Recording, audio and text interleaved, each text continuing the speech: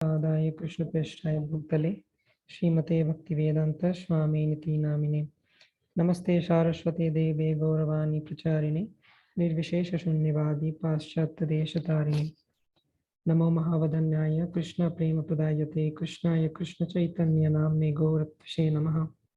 हे कृष्ण करुणा सिंधो दीनबंधो जगत्पते गोपेश गोपिका कांत राधा कांत नमस्तुते। तप्त कांचन गौरांगी राधे वृंदावनेश्वरी वृषभानुसुते देवी प्रणमामि हरिप्रिये नीलाचल निवासाय नित्याय परमात्मने बलभद्र सुभद्रभ्यं जगन्नाथाय ते नमः। वंशाकल्पतरुभ्यश्च कृपासिन्धुभ्य एव च पतितानां पावनेभ्यो वैष्णवेभ्यो नमो नमः।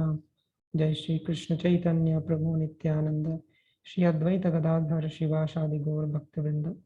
हरे कृष्ण कृष्ण कृष्ण हरे हरे हरे राम राम राम हरे हरे। हरे कृष्ण। तो আগের দিন আমরা আলোচনা করেছিলাম কিছু বিষয় নিয়ে। তো আমরা আলোচনা করেছিলাম পয়েন্টলেসনেস অফ এথিজম, অর্থাৎ কিভাবে নাস্তিকতা বা এথিজম তার কোনো, সেটা অ্যাকচুয়ালি কোনো লজিকই নয়, সেই বিষয়ে আমরা আলোচনা করেছিলাম।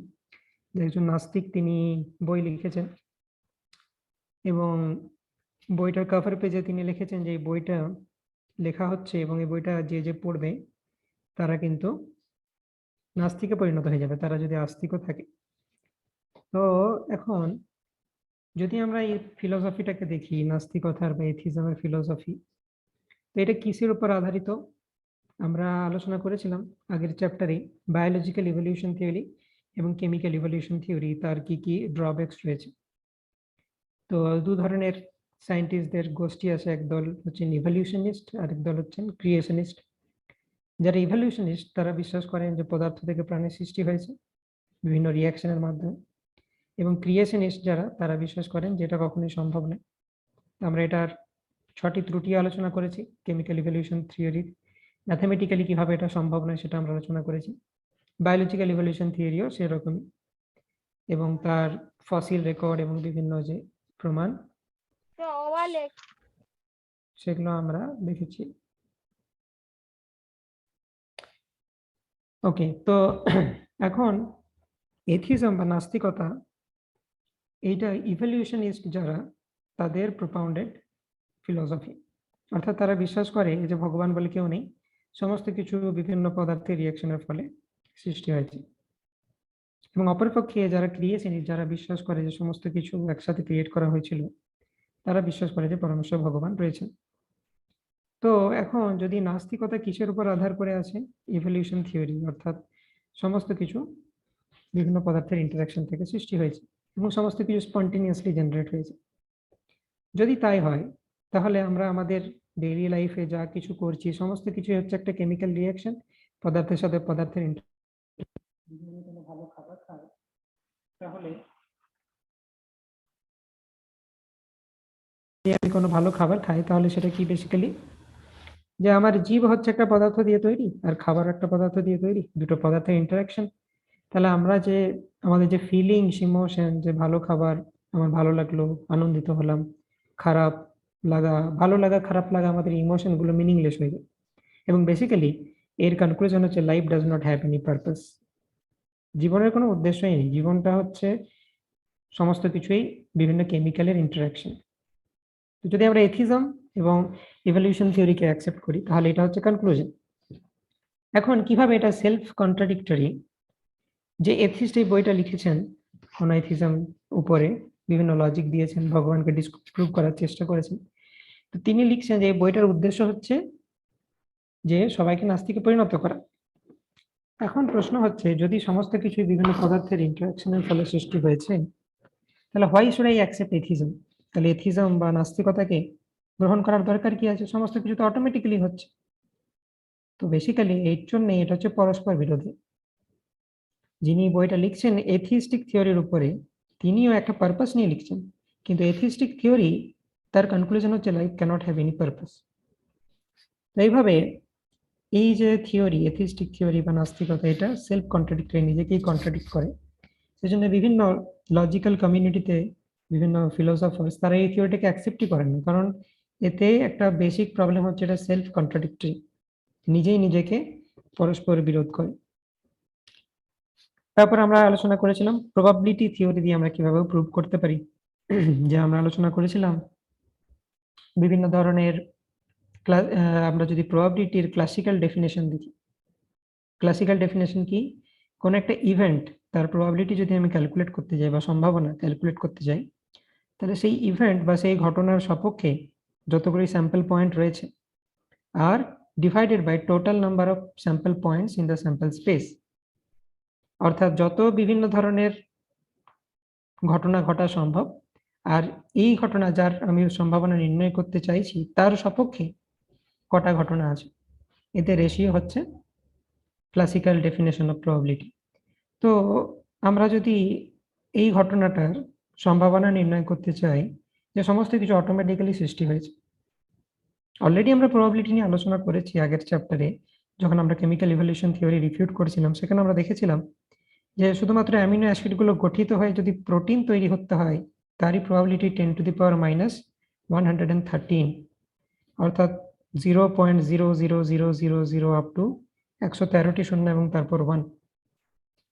ম্যাথমেটিক্সে 10⁻⁻50 থেকে কম যে কোনো প্রবাবিলিটিকে রিজেক্ট করে দেওয়া হয়, এবং 10⁻⁻13 মানে তার থেকে অনেক অনেক গুণ বেশি কম সংখ্যা, এটা কম প্রবাবিলিটি, সুতরাং এটা সম্ভব নয়।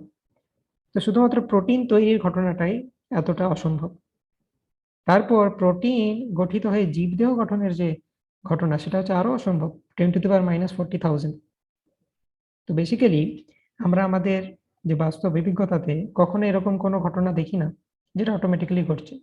প্রত্যেকটা ঘটনার পেছনে কোনো একটা কজ রয়েছে বা কোনো ব্যক্তি রয়েছে যিনি সেটা করছে।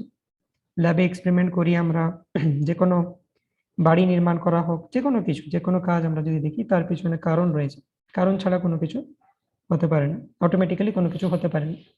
তো আমাদের অবজারভেবল স্পেস থেকে আমরা দেখতে পাই যে কোনো ঘটনা অটোমেটিক ঘটছে এর সপক্ষে স্যাম্পল পয়েন্ট হচ্ছে 0, এবং কোনো ঘটনা পেছনে কারণ আছে এর সপক্ষে স্যাম্পল পয়েন্ট ইনফাইনাইট।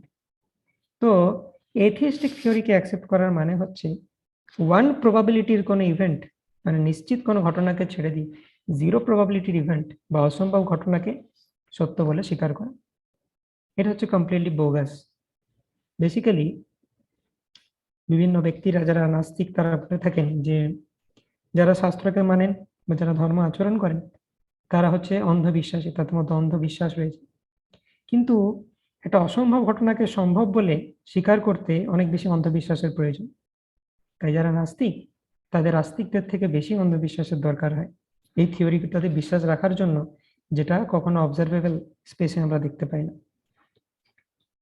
রাইট? তো আমরা এভাবে বিভিন্নভাবে আলোচনা করেছিলাম যে কিভাবে আমরা এথিজমকে রিফিউট করতে পারি এবং পরমেশ্বর ভগবানকে কিভাবে এম্পিরিক্যালি আমরা অবজার্ভ করতে পারি। A B C D E F. A for artist.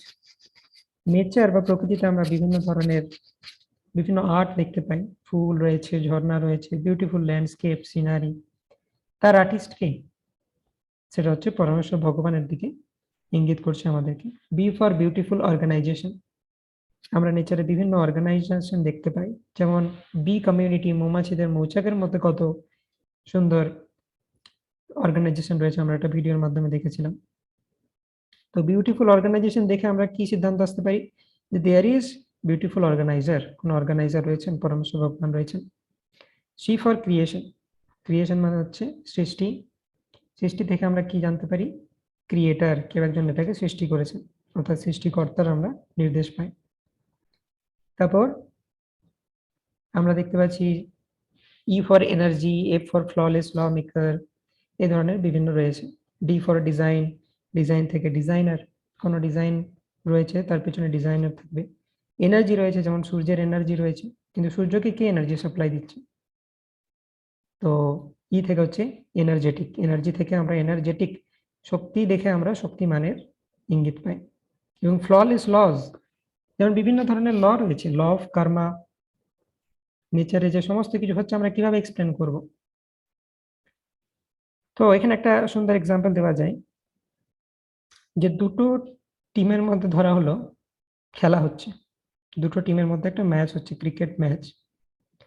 এবং আমি হঠাৎ স্টেডিয়ামে প্রবেশ করলাম এবং আমি স্কোরবোর্ডের দিকে তাকিয়ে দেখলাম যে একটা টিমের স্কোর হচ্ছে 10 আর একটা টিমের স্কোর হচ্ছে 100। তো আমি এটা থেকে কি কি সিদ্ধান্ত উপনীত হতে পারি? প্রথম কথা হচ্ছে যে স্কোরবোর্ড নিশ্চয়ই খারাপ আছে, না হলে ম্যাচ শুরু হচ্ছে, একটা টিম 10 আর একটা টিম 100 কিভাবে হতে পারে? আরেকটা পসিবল এক্সপ্লেনেশন হচ্ছে যে আমি ম্যাচটা যেটা দেখতেছি সেটা সেকেন্ড ইনিংসের ম্যাচ। ফার্স্ট ইনিংসে যে টিম যেভাবে খেলেছিল সেই রকম স্কোর তাদের রয়েছে। তো একইভাবে আমরা দেখতে পাই যে একটা শিশু, সে বড়লোক পরিবারে জন্মগ্রহণ করলো, ধনী পরিবারে, অভিজাত বংশে। আরেকটা শিশু, সে একদম ফুটপাতে জন্মগ্রহণ করলো। তা আমরা যদি ধরে নিই যে হার্ডওয়ার্ক মানুষের সাকসেসকে নির্ধারণ করে, আমি কতটা পরিশ্রম করব সেটাই আমাদের সাকসেসকে নির্ধারণ করবে। ডেফিনেটলি পরিশ্রমের একটা মূল্য রয়েছে আমাদের সাকসেস, কিন্তু পরিশ্রম is not the only factor, আরো অনেক ফ্যাক্টরস রয়েছে। তা আমি যদি এটা ধরে নিই যে পরিশ্রমই হচ্ছে অনলি ফ্যাক্টর, তাতে কি প্রবলেম? আমি কিন্তু এই জিনিসটাকে এক্সপ্লেন করতে পারবো না। একটা বাচ্চা, সে জন্মগ্রহণ করেছে, সে তো পরিশ্রম করার কোনো স্কোপই পায়নি, তাহলে একজনের রেজাল্ট ভালো আর একজনের রেজাল্ট খারাপ কি করে হলো? তার একমাত্র পসিবল এক্সপ্লেনেশন হচ্ছে যে এই লাইফে যা আমরা যা দেখছি সেটা হচ্ছে সেকেন্ড ইনিংসের মতো। এর আগে ইনিংস রয়েছে, অর্থাৎ এর আগেও তার লাইফ রয়েছে, কিন্তু আমরা সেই লাইফের হিস্ট্রিটা জানি না। সেজন্য আমাদের মনে হচ্ছে এরকম ইনইকুয়ালিটি কি করে হলো। কিন্তু সমস্ত কিছু একটা ল দিয়ে গভর্ন হয়। যেমন ফিজিক্সের ল রয়েছে, কেমিস্ট্রির ল রয়েছে, এগুলো হচ্ছে গ্রস ম্যাটারের ল, অর্থাৎ স্থূল জড় পদার্থের বিভিন্ন ল। কিন্তু ইউনিভার্সাল স্কেল প্রকৃতির একটা নিয়ম রয়েছে, ল অফ কর্মা রয়েছে। তো এই সমস্ত নিয়ম যখন রয়েছে, তার মানে নিয়ম সৃষ্টি করেছে এরকমও কেউ রয়েছে, সে হচ্ছে পরমেশ্বর ভগবান। যেমন আমরা শ্রীমদ ভাগবতের 10th ক্যান্টোতে আমরা দেখি যে কৃষ্ণ যখন গোবর্ধন লীলার সময়তে আমরা দেখি যে ইন্দ্র যখন সমস্ত বৃন্দাবনকে বন্যায় ভাসিয়ে দিতে চেয়েছিল, সমস্ত বৃন্দাবনবাসীকে হত্যা করতে চেয়েছিল, তো কৃষ্ণ কি করলেন? তিনি গোবর্ধন পর্বতকে নিজের বাঁ হাতের লিটল ফিঙ্গারে তিনি তুলে নিলেন এবং তার নিচে সমস্ত বৃন্দাবনবাসী আসতে পারল। 7 দিন 7 রাত তিনি ধরেছিলেন। তো তিনি এটা কিভাবে করতে পারলেন? একটা গোবর্ধন পর্বতের মতো বিশাল আকার বস্তুকে কখনো আমরা কড়ে আঙুলে বা কনিষ্ঠ অঙ্গুলিতে আমরা কখনো উত্তোলন করতে পারি না, কিন্তু পরমেশ্বর ভগবান শ্রীকৃষ্ণ পারেন। তার কারণটা কি? তিনি হচ্ছেন ল মেকার, তিনিই সমস্ত ল তৈরি করেছেন। ভগবদ গীতায় তিনি বলেছেন, ময়াধ্যক্ষেণ প্রকৃতি শুয়তে সচরাচরম হেতু নানেন কন্তেয়া জগৎ বিপরিবর্ততে। মায়া অধ্যক্ষেণ প্রকৃতি, অর্থাৎ আমার অধ্যক্ষতায় এই প্রকৃতি কাজ করে, আমি হচ্ছি ল মেকার। তো আমরা দেখেছি যে নিউটন বা এই ধরনের যারা বড় বড় সায়েন্টিস্ট, যারা প্রকৃত গভীরভাবে বিজ্ঞানকে বোঝেন, নিউটন কি বলছেন? যত আমি জানছি তত আমি এটা বুঝতে পারছি যে আমি সমুদ্রে নুড়ি বা বালুকণা সংগ্রহ করছি, অর্থাৎ আমি কিছুই জানি না। যত বেশি জানছি তত আমরা কতটা জানি না সেটা রিয়েলাইজ করতে পারছি। এবং নিউটন বলছেন, আমি যে গ্র্যাভিটেশন বা আবিষ্কার করেছি, তার মানে এমন নয় যে নিউটন যেদিন থেকে মহাকর্ষ আবিষ্কার করলেন তারপর থেকে সমস্ত বস্তু উপর থেকে নিচে পড়ে। সমস্ত বস্তু উপর থেকে নিচে অনন্তকাল ধরে পড়ছে, কিন্তু নিউটন তিনি এটা অবজার্ভ করলেন, তিনি এটাকে ফিজিক্সের লয়ে রূপ দিলেন। এবং নিউটনস লস অফ মোশন থেকে আমরা ক্যালকুলেট করতে পারি যে হ্যাঁ, যদি আপেল উপর থেকে নিচে পড়ে এবং 10 মিটার হাইট থেকে পড়ে, তাহলে যখন গ্রাউন্ডে হিট করবে তখন তার ভেলোসিটি কত হবে। এইগুলো আমরা ক্যালকুলেশন করতে পারি, অ্যানালিসিস করতে পারি, আমাদের অবজারভেশনকে রেকর্ড করে রাখতে পারি, কিন্তু এইটা আমরা এক্সপ্লেন করতে পারবো না সায়েন্স দিয়ে যে কেন আপেল উপর থেকে নিচে পড়ে। আপেল উপর থেকে নিচে পড়ে এই অবজারভেবল ফ্যাক্টকে কনসিডার করে আমরা বিভিন্ন সূত্রের আকারে এটাকে অ্যানালিসিস করতে পারি, কিন্তু যদি আমরা প্রশ্ন করি কেন, সেই কেন প্রশ্নের উত্তর নেই। তো সেজন্য নিউটন বলছেন যে আমি গ্রহর বিভিন্ন গতিপথ, সেগুলো আমার নিউটনস লস অফ মোশন থেকে ক্যালকুলেট করা সম্ভব, কিন্তু গ্রহগুলি কেন তাদের কক্ষপথে আছে, কে তাদেরকে ঘোরাচ্ছে, তার এক্সপ্লেনেশন আমার কাছে নেই। অর্থাৎ এই যে গ্র্যাভিটি রুল, এটা নিউটন তৈরি করেনি, এই রুলটা তৈরি করেছেন পরমেশ্বর ভগবান শ্রীকৃষ্ণ। কিন্তু নিউটন সেটাকে অ্যানালাইজ করছে। So there is a difference between invention and discovery, বা আরো specifically creation and discovery. Krishna created the gravitational law and Newton discovered, মানে তিনি আবিষ্কার করলেন যে এই গ্র্যাভিটির লটা যে এত সুন্দর একটা প্যাটার্ন রয়েছে তার মধ্যে। কি ধরনের প্যাটার্ন? যে প্রত্যেকটি যে কোনো দুটো বস্তুকে যদি আমি নিয়ে M1 এবং M2 মাসে, তাদের যে ডিস্টেন্স, তাদের মধ্যে যে দূরত্ব, দূরত্বের বর্গের ব্যস্তানুপাতিক হয়, force proportional to 1/d square.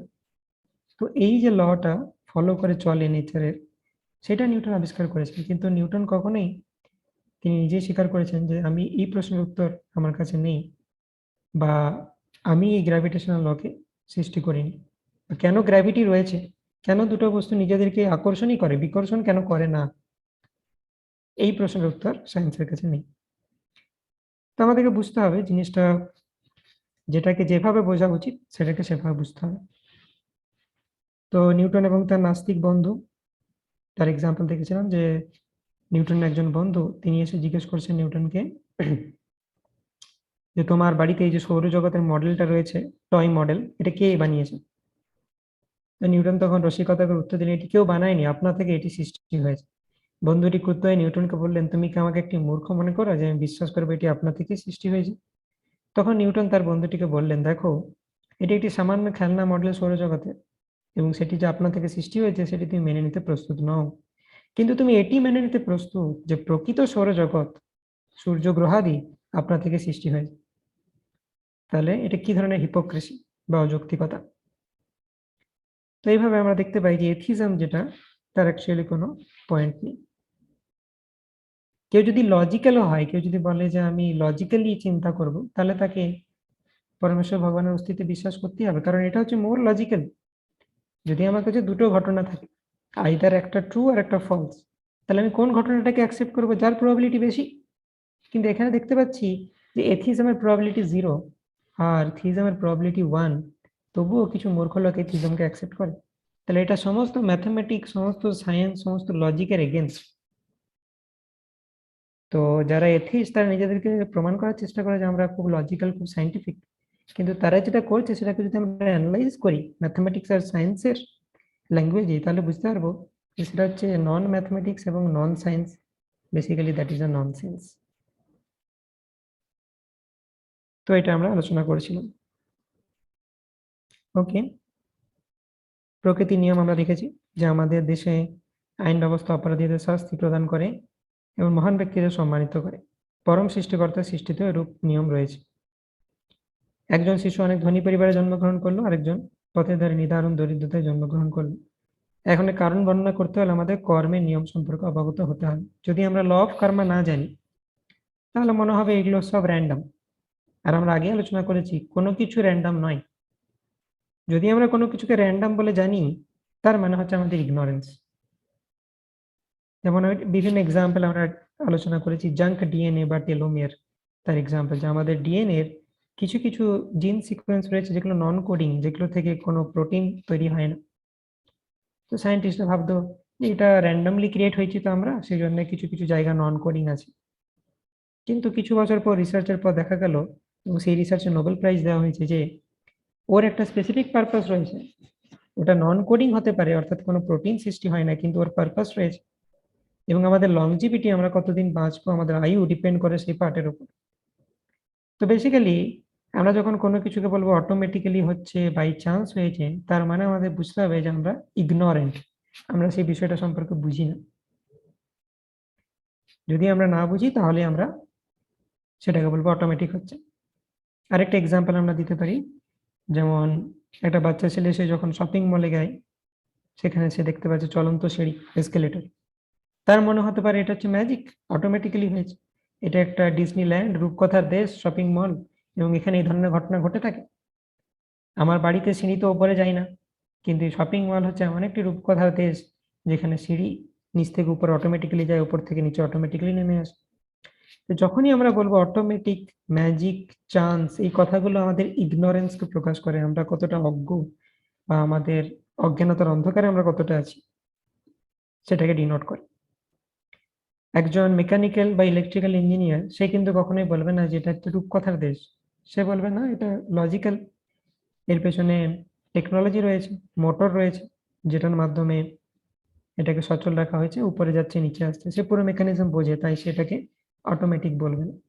যখনই আমরা বলছি যে অটোমেটিক, তার মানে বুঝতে হবে যে আমরা সেই বিষয় সম্বন্ধে অবগত নই। তাই যখন আমরা বলি ব্রহ্মাণ্ড অটোমেটিক্যালি সৃষ্টি হয়েছে, তার মানে আমরা জানি না কি এক্সাক্ট প্রসেস এটা সৃষ্টি হয়েছে। ওকে, আপনাদের মধ্যে কেউ যদি পড়তে চান তাহলে রেজ হ্যান্ড করতে পারেন। নেক্সট টপিক, জ্ঞান লাভের পন্থা। কি কি উপায় আমরা জ্ঞান লাভ করতে পারি সেই বিষয়ে আলোচনা করা যায়। মূলত 3টি উপায় আমরা জ্ঞান অর্জন করে থাকি। ওকে, সোমা মাতাজি পড়তে চাইছেন? ইয়েস।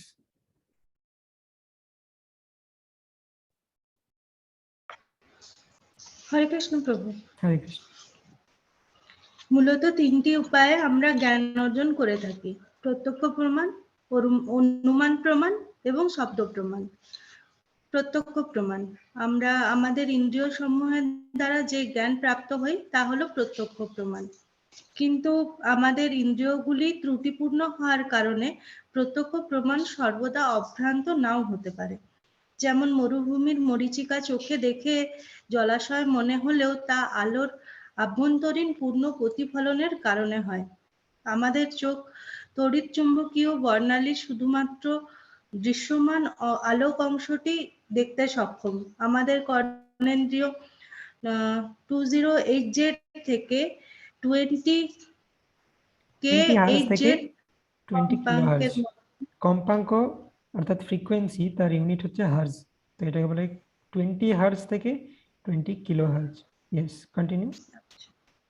20 হার্জ থেকে 20k হার্জ কম্পাঙ্কের মধ্যে শব্দ শুনতে পাওয়া যায়। এভাবে আমরা অনুভব করতে পারি আমাদের ইন্দ্রিয় ত্রুটিপূর্ণ ও সীমাবদ্ধ। এছাড়াও মনুষ্য সৃষ্ট বিভিন্ন যন্ত্রাদিও ত্রুটিমুক্ত নয়। সুতরাং প্রত্যক্ষ প্রমাণ সম্পূর্ণরূপে বিশ্বাসযোগ্য নয়। ওকে, তো আমরা দেখলাম যে প্রত্যক্ষ প্রমাণ মানে কি, আমাদের ইন্দ্রিয় সমূহ দ্বারা যে আমরা জ্ঞান প্রাপ্ত হচ্ছি, অর্থাৎ আমরা এই নেচারকে অবজার্ভ করছি এবং নেচারকে অবজার্ভ করার মাধ্যমে আমরা দেখতে পাচ্ছি। কিন্তু এটা সবসময় ঠিক নাও হতে পারে, কারণ আমাদের ইন্দ্রিয় হচ্ছে লিমিটেড। তার দুটো এক্সাম্পল দেওয়া হয়েছে যে আমরা চোখে তড়িৎ চুম্বকীয় বর্ণালী অর্থাৎ ইলেকট্রোম্যাগনেটিক স্পেকট্রাম, এখানে বিভিন্ন ধরনের ওয়েভলেংথ ফ্রিকোয়েন্সি রয়েছে। সব থেকে কম ফ্রিকোয়েন্সি কসমিক রে, গামা রে, এক্স রে, মাঝে রয়েছে ভিজিবল রেঞ্জ, তার আগে রয়েছে আল্ট্রাভায়োলেট, তারপরে রয়েছে ইনফ্রারেড, মাইক্রোওয়েভ, রেডিও। তো ইলেকট্রোম্যাগনেটিক স্পেকট্রামে বিভিন্ন রেঞ্জের ফ্রিকোয়েন্সি রয়েছে, কিন্তু আমরা যে অংশটা দেখতে পাই সেটাকে বলে ভিজিবল রেঞ্জ।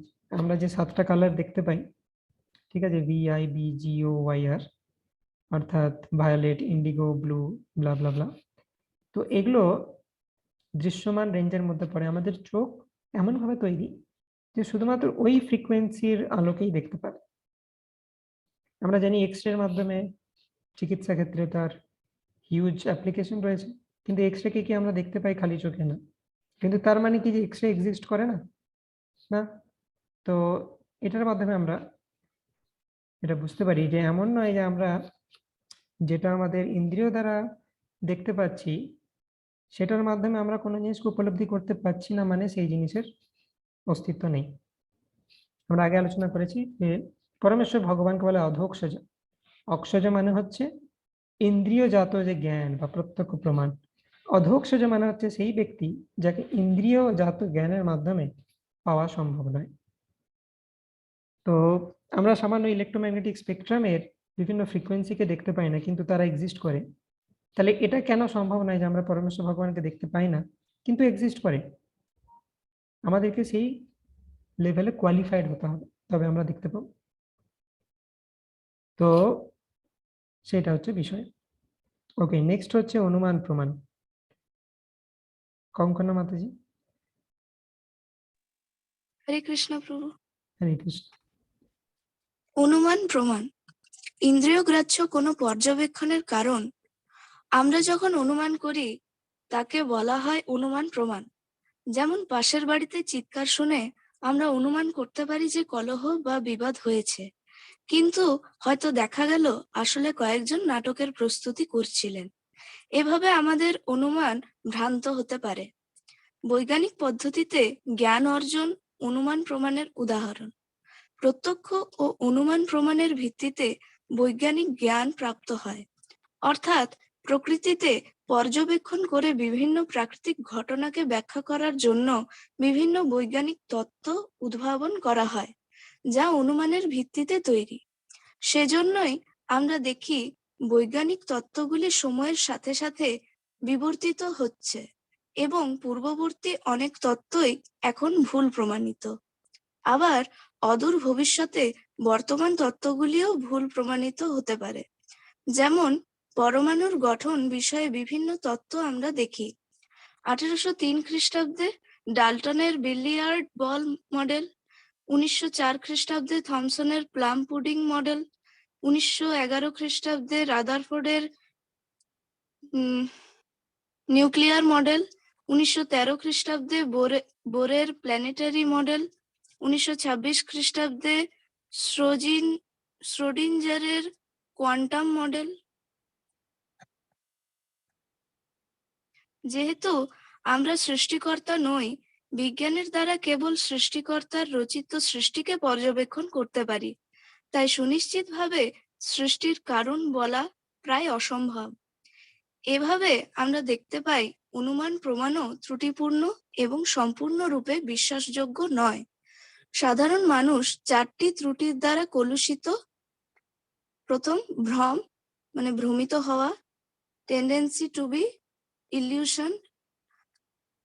সেকেন্ড, প্রমাদ ভ্রান্তি, টেন্ডেন্সি টু কমিট মিস্টেক। বিপ্রলিপ্সা, অন্যকে প্রতারণা করার প্রবণতা, টেন্ডেন্সি টু চিট। করণ পাটব অর্থাৎ ত্রুটিপূর্ণ ইন্দ্রিয়, ইমপারফেক্ট সেন্সেস। ইয়েস, তো আমরা দেখলাম যে প্রথম পদ্ধতি ছিল প্রত্যক্ষ প্রমাণ। তাতে প্রবলেম থাকতে পারে, কারণ আমরা যা অবজার্ভ করছি নট নেসেসারিলি যে সেটা ট্রু হতে হবে। ঠিক আছে, তো আমরা মরুভূমির মরীচিকা, সেটা আমাদের জল মনে হয়, কিন্তু সেটা অ্যাকচুয়ালি জল নয়। তো অনুমান প্রমাণও সেই একই রকম ভাবে ভুল হতে পারে। অনুমান কথাটার মধ্যেই রয়েছে হচ্ছে গেস, বা আমি আন্দাজ করছি যে এটা হতে পারে। নেচারে কোনো একটা জিনিসকে আমি অবজার্ভ করলাম, পরমাণু সম্বন্ধে কোনো ইনফরমেশন পেলাম, সেটা দেখে কোনো সায়েন্টিস্ট বিচার করলো, আচ্ছা তার মানে পরমাণুর ভেতরে এইভাবে হয়তো পার্টিকেল গুলো আছে। তো প্রথমে ডাল্টন ভাবলো যে এগুলো হচ্ছে সলিড বল, পরমাণু তো ভাঙাই যায় না, বিলিয়ার্ড বল মডেল। তারপর পাম পুডিং মডেল, অর্থাৎ পুডিং এর উপর যেভাবে বিভিন্ন ড্রাই ফ্রুটস দেওয়া থাকে সেই রকম ভাবে ইলেকট্রন এবং প্রোটন রয়েছে। তারপর রাদারফোর্ড প্রপোজ করলেন না, এগুলো কেন চেঞ্জ হচ্ছে। চেঞ্জ হওয়ার কারণ হচ্ছে যখন আমাদের কাছে নতুন কোনো এম্পিরিক্যাল এভিডেন্স আছে এবং দেখা যাচ্ছে এক্সিস্টিং থিওরি বা এক্সিস্টিং মডেল সেই এভিডেন্সটাকে সাপোর্ট করতে পারছে না, অর্থাৎ সেই এভিডেন্সটা যদি ট্রু হয় তাহলে এই মডেল ট্রু হতে পারে না। তো এইভাবে যে মডেল সেটাকে আপগ্রেড করার দরকার হয় যাতে নতুন এভিডেন্সকে অ্যাকোমোডেট করতে পারে। এইভাবে মডেল চেঞ্জ হতে থাকছে কন্টিনিউয়াসলি। এটা কেন হচ্ছে? কারণ এটা হচ্ছে অনুমান। যে সায়েন্টিস্ট পরমাণুর সম্বন্ধে তিনি মডেল প্রদান করেছিলেন যে এর ভিতরে কি রয়েছে, সেটা একটা অনুমান কমপ্লিটলি। কেউই শিওর নয়, কারণ কোনো সায়েন্টিস্ট পরমাণুকে তৈরি করেন, পরমাণুকে তৈরি করেছেন পরমেশ্বর ভগবান, কিন্তু এরা কেউ তৈরি করেন। তো সেজন্য বিভিন্ন ধরনের থিওরি আছে এবং সেগুলো নতুন নতুন এভিডেন্স যখন আমরা পাই সেই থিওরিগুলো চেঞ্জ হতে থাকে। এভাবে মানুষ বা সায়েন্টিস্ট যে কেউ আমাদেরকে যে নলেজ প্রদান করবেন তাতে 4টে ত্রুটি থাকতে পারে। Tendency to be illusion, under illusion, অর্থাৎ সে হয়তো যেটা দেখছে বা যেটা অবজার্ভ করছে সেটা সত্যি নয়। যেমন মরুভূমির মরীচিকা একটা ইলিউশন, তো সেরকম সায়েন্টিফিক এক্সপেরিমেন্টের সময় ইলিউশন হতে পারে, সায়েন্টিস্ট যেটা অবজার্ভ করছে অ্যাকচুয়ালি সেটা নয়। সেকেন্ড হচ্ছে প্রমাদ বা ভ্রান্তি, সেই অবজারভেশন থেকে যে কনক্লুশনে পৌঁছাচ্ছে সেই প্রসিজিওরে তার কোনো ভুল হতে পারে, হয়তো কোনো ম্যাথমেটিক্যাল ডেরিভেশনের মাধ্যমে একটা কনক্লুশনে পৌঁছালো, তাতে ভুল হতে পারে। মানুষ মাত্রই ভুল হয়, টু আর ইজ হিউম্যান। বিপ্রলিপ্সা বা অন্যকে প্রতারণা করার প্রবণতা, টেন্ডেন্সি টু চিট, অর্থাৎ আমি ঠিক জানলেও দেখা যাচ্ছে যে আমি অন্যকে জানাতে চাইছি, হয়তো আমার কিছু স্বার্থ জড়িত আছে, সেই সত্য যদি প্রকাশিত হয় তাহলে আমার সেই স্বার্থে ব্যাঘাত করবে, তখন আমরা সত্যটা জানলেও সেটাকে লুকানোর চেষ্টা করি। এবং করোনা পাঠক, সেটা মানে হচ্ছে ইমপারফেক্ট সেন্সেস বা ত্রুটিপূর্ণ ইন্দ্রিয়, যেটা আমরা আলোচনা করলাম, যে কারণে প্রত্যক্ষ প্রমাণ বিশ্বাসযোগ্য নয়। তাহলে অনুমান এবং প্রত্যক্ষ প্রমাণ দুটোতেই প্রবলেম রয়েছে। তো সেই জন্য সব থেকে রিলায়েবল কি, থার্ড ক্যাটাগরির যে প্রমাণ বা শব্দ প্রমাণ। ওকে, মিলি মাতাজি। কৃষ্ণ প্রভু, ও দমান আচ্ছা, প্রণাম। yes, হ্যাঁ আমি প্রভু, বলছি, পড়ুন। শোনা যাচ্ছে প্রভু? হ্যাঁ, শোনা যাচ্ছে। শব্দ প্রমাণ। যেহেতু সাধারণ মানুষ 4টি ত্রুটির দ্বারা কলুষিত, তাই প্রত্যক্ষ বা অনুমান প্রমাণ বিশ্বাসযোগ্য নয়।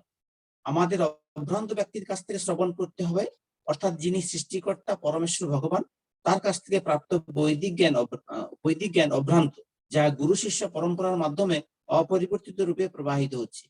একে বলা হয় শব্দ প্রমাণ। পরমেশ্বর ভগবানকে প্রাপ্ত বৈদিক জ্ঞান হলো অপৌরুষীয়, যা সম্পূর্ণরূপে ত্রুটিমুক্ত। যেমন উদাহরণস্বরূপ বলা যেতে পারে, আমরা একটি যন্ত্র ব্যবহার করতে পারি এবং সেই যন্ত্রের বিভিন্ন অংশের কাজ সম্পর্কে অবগত হতে পারি প্রত্যক্ষ অনুমানের ভিত্তিতে, কিন্তু যন্ত্রটি সম্পর্কে সম্যক জ্ঞান একমাত্র যন্ত্র নির্মাতার কাছে আছে। এবং আমরা যদি ইউজার ম্যানুয়াল পড়ি, তবে আমরাও যন্ত্রটি সম্পর্কে সম্যক জ্ঞান লাভ করতে পারি।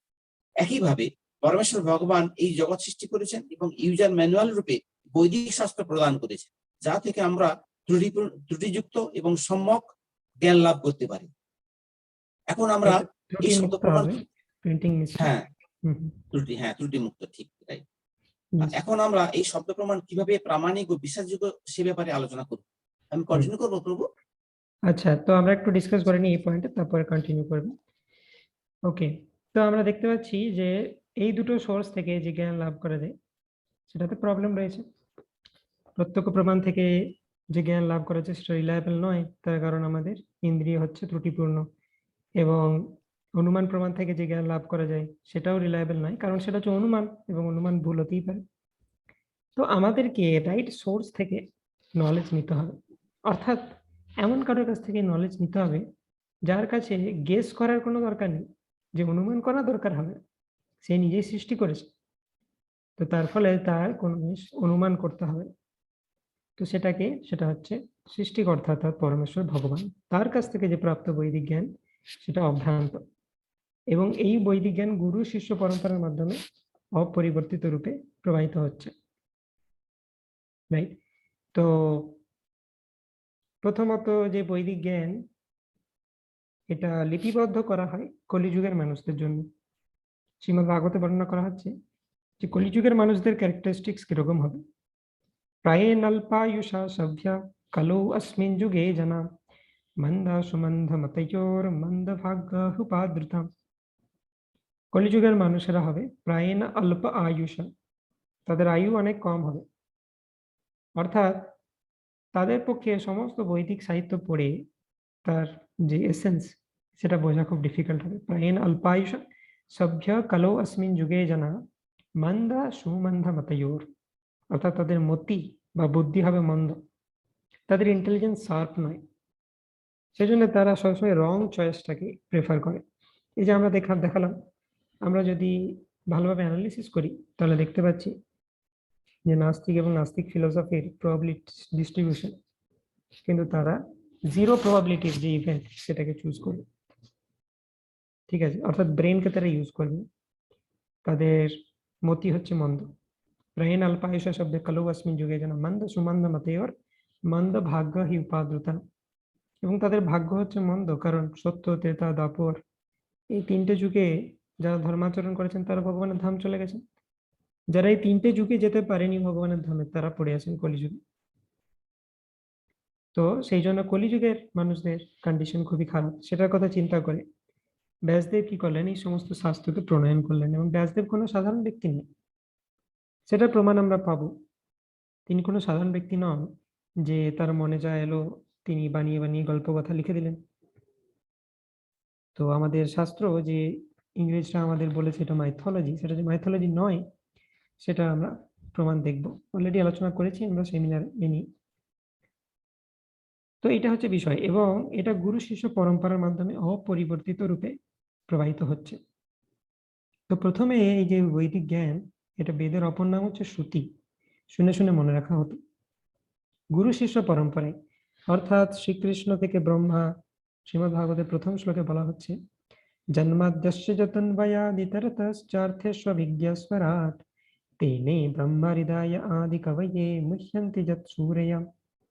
তেনে ব্রহ্মহৃদায় আদি কবয়ে, আদি কবি ব্রহ্মাকে পরমেশ্বর ভগবান এই জ্ঞান প্রদান করেছে।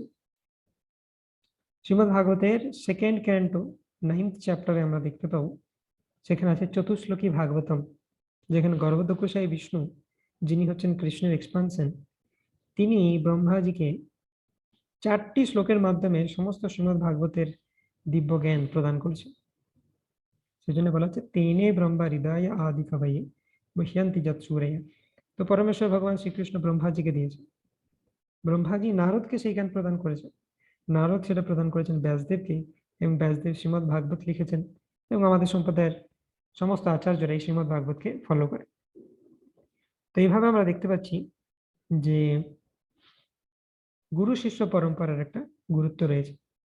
এই যে transcendental knowledge, transmission of transcendental knowledge through transparent disciplic succession, and it will lead to transformation of heart.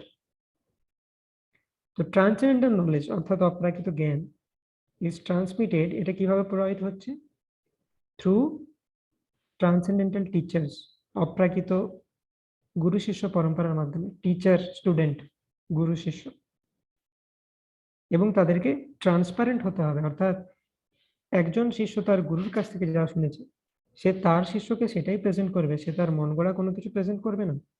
এটার মাধ্যমে কি হয়, পরম্পরার ধারায় যে প্রাপ্ত নলেজ সেইটার পিওরিটি মেনটেন হয়।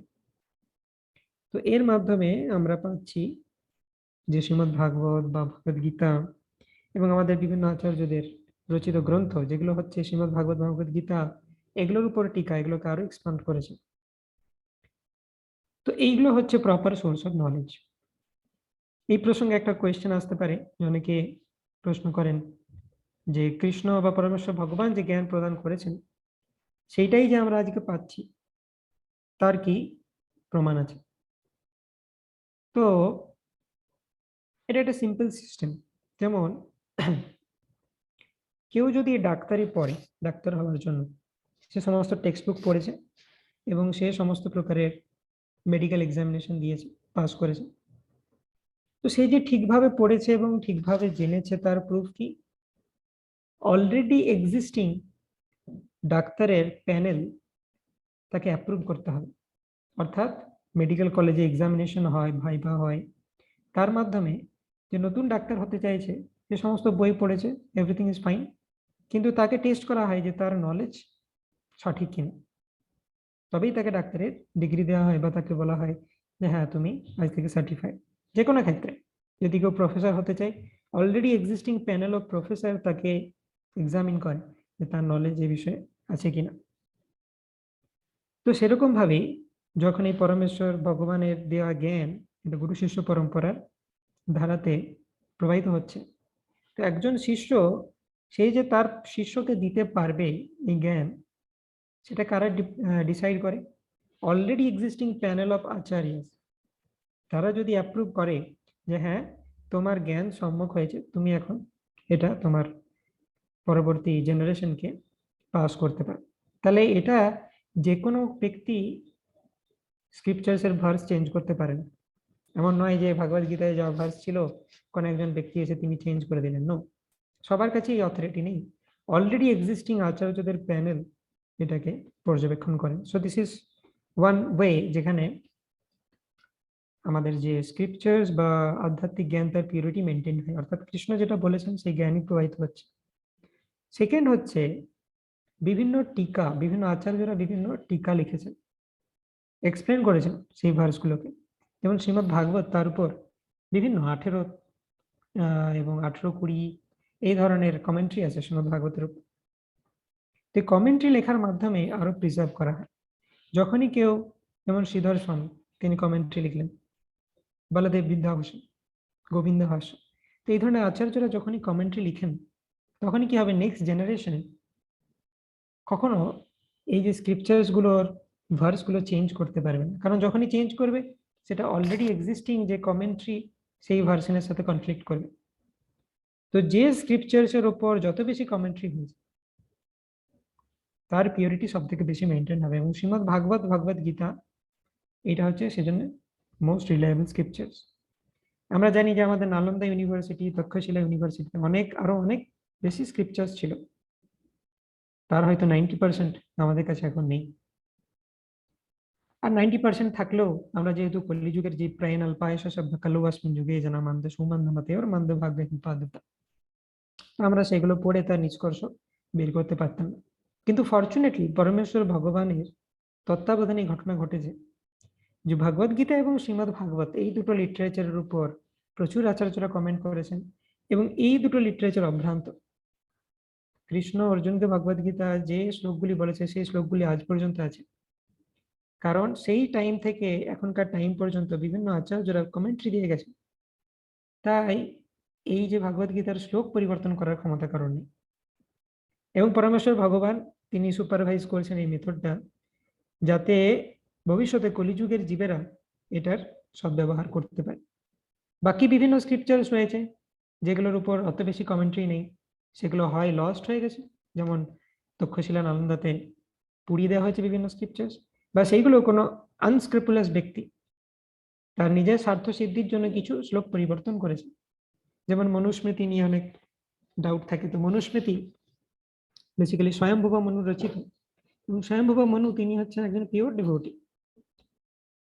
যে দ্বাদশ মহাজনের কথা বর্ণনা করা হয়েছে গৌড়ীয় বৈষ্ণবিজমে, স্বয়ম্ভূর নারদা শম্ভু কুমার কপিলো মনু প্রহ্লাদ জনকো ভীষ্ম বলির বৈয়সকির বয়ম। এর মধ্যে মনু আসছেন, স্বয়ম্ভুবা মনু, তিনি ব্রহ্মার ডাইরেক্ট ডিসাইপল, ব্রহ্মার পুত্র। তো ব্রহ্মা পরমেশ্বর ভগবান শ্রীকৃষ্ণ থেকে ডাইরেক্ট নলেজ পাচ্ছেন, এবং মনু ব্রহ্মার কাছ থেকে নলেজ পাচ্ছেন এক জেনারেশন পরে কৃষ্ণের। তো তিনি কিভাবে ভুল কিছু লিখতে পারেন? কিন্তু আমরা দেখতে পাচ্ছি যে কারেন্ট যে ভার্সন মনুস্মৃতির, তাতে বিভিন্ন ইনকনসিস্টেন্সি আছে। কোনো জায়গাতে মনু বলছেন যে এইভাবে চলা উচিত, আবার পরের জায়গাতে তিনি বলছেন এইভাবে চলা উচিত নয়। তার মানে কি, এই স্ক্রিপচার্স এডিট করা হয়েছে কোনো আনস্ক্রিপলেস ব্যক্তির দ্বারা। এবং বেসিক্যালি আমরা এই চ্যাপ্টারের শুরুতে আলোচনা করেছিলাম কিছু কিছু স্ক্রিপচার্স যেগুলোর উপর বেশি কমেন্ট্রি নেই। ভগবদ গীতা শ্রীমদ ভাগবতমের সাথে এটা সম্ভব নয়, কারণ প্রচুর কমেন্ট্রি রয়েছে। দিস আর ফেমাস বুকস, কেউ এটা চেঞ্জ করতে পারবে না। যখনই চেঞ্জ করবে তখন এক্সিস্টিং প্যানেল অফ আচার্যাস সেটাকে অ্যাপ্রুভ করবে না, এবং সেই বুক রিজেক্ট হয়ে যাবে। কিন্তু যেগুলো লেস পপুলার সেগুলো এডিটেড হয়েছে। তো সেই জন্য বর্তমানে আমরা যেটা পাচ্ছি সেটা পারফেক্ট নাও হতে পারে ফর আদার স্ক্রিপচার্স, কিন্তু ভাগবত গীতা এবং শ্রীমদ ভাগবত হচ্ছে অথেন্টিক। এবং আমরা যদি ভগবত গীতা শ্রীমদ ভাগবতম পড়ি, আর কোনো কিছু জানার দরকার নেই। শ্রীমদ ভাগবতের সেকেন্ড শ্লোকে বলা হচ্ছে ধর্ম প্রোজিত কৈটবত্র পরমো নির্মৎসরানম শতাম वेद्यं वास्तवमत्र वस्तु शिवदं तापत्रयन्मूलनम् श्रीमद्भागवते महामुनिकृते किं वा परैश्वरम् सद्योरिद्यवरुध्यतेऽत्र पृथिवी शुश्रूषो विस्तत्क्षणात्। তো বলা হচ্ছে যে সদ্যোরিদি অবরুদ্ধতেऽত্র পৃথিবী, অর্থাৎ শ্রীমদ্ ভাগবত যদি আমরা পড়ি তাহলে খুব সহজে আমরা পরমেশ্বর ভগবানকে লাভ করব। শ্রীমদ্ ভাগবতে মহামুনিকৃতে কিংবা পরে ঈশ্বর, যখন শ্রীমদ্ ভাগবত তোমার কাছে আছে, অন্য কোনো শাস্ত্র গ্রন্থের কি দরকার? শ্রীমদ্ ভাগবতের মধ্যে সমস্ত নির্যাস আছে। তো এইভাবে আমরা দেখতে পাই যে কেউ যদি কোয়েশ্চেন করে অথেন্টিসিটি অফ শ্রীমদ্ ভাগবতম এবং ভগবদ গীতা, তো তার অথেন্টিসিটি এইভাবে প্রমাণ করতে পারি আমি। ওকে, তো ব্যাসদেব তিনি তার মন গড়া কিছু বলেনি, সেটার প্রমাণ কি করে পাবো? তো তিনি যে কোনো সাধারণ ব্যক্তি নয়, তো সেটা আমরা নেক্সট দেখতে পাচ্ছি। তো ওকে, কঙ্কনা মাতাজি পড়ো।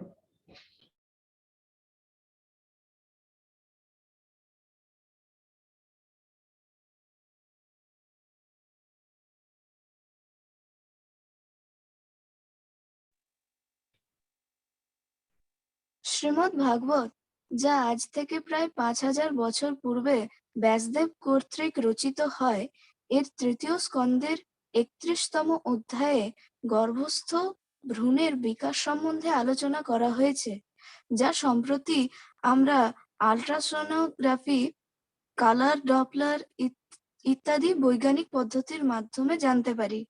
কিন্তু বর্তমান পর্যবেক্ষণের তুলনায় শ্রীমদ্ ভাগবত আরো বিশদে বর্ণনা করে। আমাদের শাস্ত্র যদি কাল্পনিক হতো, তাহলে কিভাবে 5000 বছর পূর্বের বর্ণনা, অর্থাৎ আধুনিক প্রযুক্তির প্রয়োগ ব্যতীত বর্তমান বৈজ্ঞানিক পর্যবেক্ষণের সাথে মিলে যাচ্ছে? শ্রীমদ্ ভাগবত 3/31/2 বলা হয়েছে, কললং তেকরাত্রেণ পঞ্চরাত্রেণ বুদ্বুধম দশাহেন তু কর্কন্ধু পেশ্যতং বা তত পরম। সেই 13 কণা গর্ভে পতিত হলে এক রাত্রে শনিতের সঙ্গে মিশ্রিত হয়, পঞ্চরাত্রিতে বুদ্বুদের আকার প্রাপ্ত হয়। 10 দিনের মধ্যে তা বৃদ্ধি পেয়ে বদ্রী ফলের মতো হয় এবং তারপর ধীরে ধীরে তা মাংসপিণ্ডে অথবা অন্ডে পরিণত হয়। শ্রীমদ্ ভাগবতের এই বর্ণনা বর্তমানে আধুনিক চিকিৎসা বিজ্ঞানের পরিভাষায় মরুলা, ব্লাস্টুলা, গ্যাস্ট্রুলা এর অনুরূপ। ওকে, তো আমরা দেখলাম যে শ্রীমদ্ ভাগবতে পুরো একটা চ্যাপ্টার ডেডিকেটেড আছে এর উপর, যে কিভাবে হিউম্যান এমব্রায়ো অর্থাৎ ভ্রূণ কিভাবে ডেভেলপ হয় তার উপর একটা কমপ্লিট চ্যাপ্টার ডেডিকেটেড আছে। তো সেখানে যে ইনফরমেশন দেওয়া হচ্ছে সেটা আমাদের মডার্ন সায়েন্স হচ্ছে ইনফরমেশনটার থেকে অনেক বেশি। অর্থাৎ মডার্ন সায়েন্স শুধু আমাদেরকে সেই ইনফরমেশনই দিতে পারে যেটা অবজারভেবল, কালার ডপলার বা বিভিন্ন আল্ট্রাসোনোগ্রাফি এর মাধ্যমে আমরা যেটা দেখতে পাই যে ভ্রূণের কি কন্ডিশন আছে সে এক্সটার্নালি দেখতে পাচ্ছে। কিন্তু শ্রীমদ্ ভাগবতে এমন ইনফরমেশন দেওয়া আছে যে কোন সময়তে তার বিভিন্ন ইমোশনস জেনারেট হয়, ইন্টারনাল বিষয়। তো ব্যাসদেব তিনি তো কালার ডপলার বা আল্ট্রাসোনোগ্রাফি ইউজ করেননি শ্রীমদ্ ভাগবত লেখার আগে, রাইট? তো এই চ্যাপ্টারের আগে বলা হতো তাহলে যে মানে আমরা এই চ্যাপ্টারে যা প্রেজেন্ট করতে যাচ্ছি সেটা আল্ট্রাসোনোগ্রাফি বা কালার ডপলারের ফলে প্রাপ্ত হয়েছে না। তো বেসিক্যালি তিনি কি করে যা প্রেডিক্ট করলেন শ্রীমদ্ ভাগবতমে, আমরা বর্তমান আধুনিক প্রযুক্তি ইউজ করে সেই একই রেজাল্ট পাচ্ছি। যদি মাইথোলজি হতো আমাদের স্ক্রিপচার্স তাহলে এটা কিভাবে সম্ভব? তাহলে তো এটা মিলতো না, কিন্তু এটা মিলছে। এর অর্থ হচ্ছে যে তিনি কোনো সাধারণ ব্যক্তি ছিলেন না, এটা ক্লিয়ার। তিনি যেহেতু পরমেশ্বর ভগবান, তাই তাকে কোনো কিছু গেস করতে হয় না যে ভ্রূণের বিকাশ কিভাবে হচ্ছে, তার অনুমান করার প্রয়োজন নেই। ব্যাসদেবকে বলা হয় পরমেশ্বর ভগবানের শাক্তিয়াবেশ অবতার। তো তিনি অটোমেটিক্যালি তার মধ্যে এই সমস্ত জ্ঞান প্রকাশিত, এবং তিনি আমাদের গুরু শিষ্য পরম্পরাতেও রয়েছেন, নারদ মুনির কাছ থেকে জ্ঞান প্রাপ্ত হয়েছে। তাহলে বোথ ওয়েজ তিনি পরমেশ্বর ভগবান স্বয়ং প্লাস গুরু শিষ্য পরম্পরাতে রয়েছে। তো এখান থেকে আমরা দেখতে পাচ্ছি যে শ্রীমদ্ ভাগবতে যে এক্সপ্লেনেশন দেওয়া হচ্ছে সেটা বর্তমান এক্সপ্লেনেশনের সাথে মিলে যাচ্ছে, এবং সেটা যদি গল্প কথা হতো তাহলে সম্ভবত। ওকে, প্রবীণ প্রভু। হরে কৃষ্ণ। হরে কৃষ্ণ। পৃথিবীর ব্যাস। শ্রীমদ্ ভাগবত এবং অন্যান্য শাস্ত্রের বর্ণনা অনুসারে পৃথিবী গ্রহ ভারতখণ্ড নামে পরিচিত। জম্মুদ্বীপের দক্ষিণতম বর্ষ ভারতবর্ষের 9ম খণ্ড এবং ভারতবর্ষের প্রস্থ ইকুয়ালস টু 9 কিলো যোজন। অতএব পৃথিবীর ব্যাস 1/9 into 9 কিলো যোজন ইকুয়ালস টু 1 কিলো যোজন equals to 1000 into 12.8 kilometre equals to 12,000 kilometre, যা বর্তমান বৈজ্ঞানিক পর্যবেক্ষণের এখানে সঙ্গে প্রিন্টিং মিস্টেক আছে, 12,800 কিলোমিটার, রাইট? 12.8 kilometre into 1000, 12,800। ওকে, যা বর্তমান বৈজ্ঞানিক পর্যবেক্ষণের সাথে অনুরূপ। কন্টিনিউ। কয়েকটা আলোচনা পড়ার পর আমরা আলোচনা করবো একসাথে। আচ্ছা, তো এরপরে কি পড়তে চান? হ্যাঁ, মৌসুমী মাতাজি।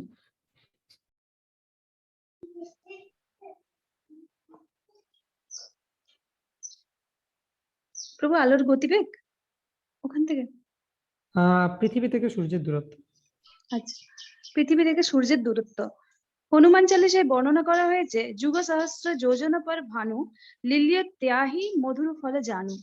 এক যুগ সমান 12,000 দিব্য বর্ষ, এক সহস্র ইকুয়াল টু 1000, 1 যোজন equal to 12.8 kilometre, 12,000 into 1000 into 12.8, 15 crore kilometre বর্তমান প্রযুক্তি দ্বারা পরিমিত দূরত্বের সঙ্গে সমান। এছাড়াও আমরা দেখি পৃথিবী থেকে সূর্যের দূরত্ব 108 ইন্টু সূর্যের ব্যাস, পৃথিবী থেকে চন্দ্রের দূরত্ব 108 ইন্টু চন্দ্রের ব্যাস, সূর্যের ব্যাস 108 ইন্টু পৃথিবীর ব্যাস। এরকম সুপরিকল্পিত 108-এর গুণিতক দূরত্ব কোন সৃষ্টিকর্তা ছাড়া কিভাবে সম্ভব? তো এখানে আমরা আলোর ওকে, এটা আলোচনা করি। তো এখানে একটা খুব সুন্দর অবজারভেশন আমরা দেখতে পাচ্ছি, রাইট? যে পৃথিবী থেকে সূর্যের দূরত্ব সেটা তো বর্ণনা করা হয়েছে, দ্যাট ইজ ফাইন, আমাদের বর্তমান সায়েন্টিফিক এভিডেন্সের সাথেও মিলে যাচ্ছে।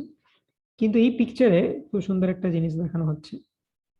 এখানে বলা হচ্ছে যে এই ডিস্টেন্স গুলো, এগুলোর মধ্যে একটা প্যাটার্ন রয়েছে খুব সুন্দর।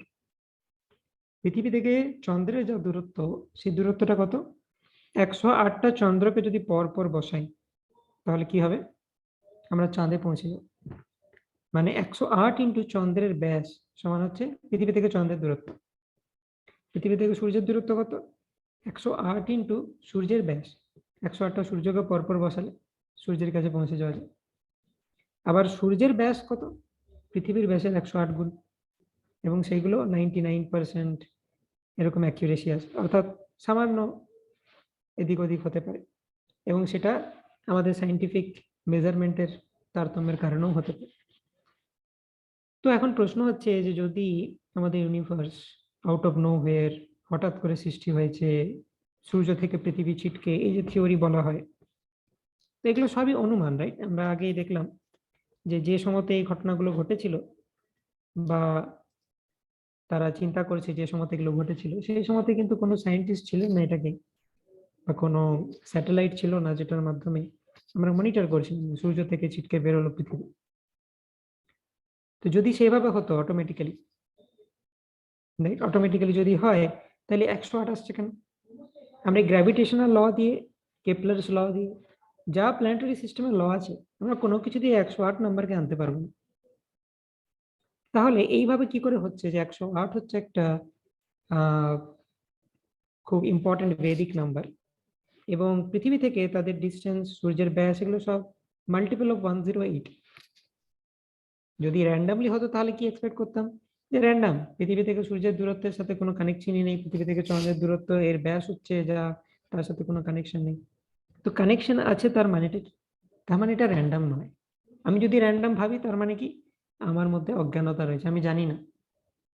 তো বেসিক্যালি পরমেশ্বর ভগবান একটা সুন্দর ডিজাইন এটা সৃষ্টি করেছে। যেমন একটা বিল্ডিং যখন থাকে, প্রত্যেকটা ফ্লোরের হাইট সিমিলার করার চেষ্টা হয়। তো কেউ যদি দেখে যে প্রত্যেকটা ফ্লোরের হাইট মিলে যাচ্ছে, কি অবাক আশ্চর্য, র্যান্ডামলি হয়েছে। র্যান্ডামলি হয়নি, এটাকে সৃষ্টি করেছেন ইঞ্জিনিয়াররা, ক্রিয়েট করেছেন সেইভাবে। প্রত্যেকটা জায়গা কত স্কোয়ার ফিট থাকবে এখানে, রাইট?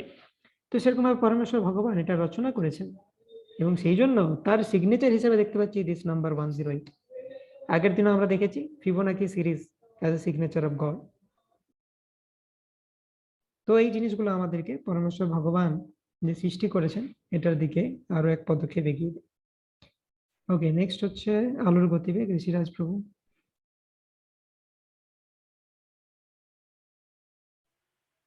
हरे कृष्ण प्रभु दंडवत प्रणाम। হরে কৃষ্ণ। तथा च स्मर्यते सोजनं सहस्रे द्वे द्वेशते द्वे च योजन एकेन निमेषार्धेन क्रममान् ঋগ্বেদ 1 প্রথম স্কন্ধ 5ম অধ্যায় 4 নম্বর শ্লোক। দুয়ে দুয়ে শতে দুয়ে সমান 2202 যোজন। নিমেষার্ধেন সমান হাফ নিমেষ। 2202 যোজন বাই 0.5 নিমেষ আপেক্ষিকভাবে 1,85,000 এটা মনে হচ্ছে নিয়ারলি 794 ইকুয়াল টু, মাইল, অর্থাৎ প্রায় সমান। প্রায় 1,85,794 মাইল পার সেকেন্ড। বর্তমান বৈজ্ঞানিক পরিমিত গতিবেগ সমান 1,86,000 মাইল পার সেকেন্ড। তো এখানে হ্যাঁ, এখানে আমরা দেখতে পাচ্ছি যে কিভাবে স্ক্রিপচার প্রেডিকশনের সাথে মিলে যাচ্ছে। ওকে, আপেক্ষিক সময় পড়ো। আপেক্ষিক সময়। বিশ্ববিখ্যাত বিজ্ঞানী অ্যালবার্ট আইনস্টাইন তার আপেক্ষিকতাবাদ তত্ত্বের জন্য নোবেল পুরস্কার লাভ করেন। এই আপেক্ষিকতা তত্ত্ববাদের একটি বিশেষ স্বীকার্য হলো আপেক্ষিক সময়, যা বহু পূর্বে আমাদের শাস্ত্রে বর্ণিত। পৃথিবীতে যা 1 বছর, স্বর্গলোকে তা 1 দিন, আবার পৃথিবীতে যা 432 কোটি বছর, ব্রহ্মলোকে তা 12 ঘন্টা।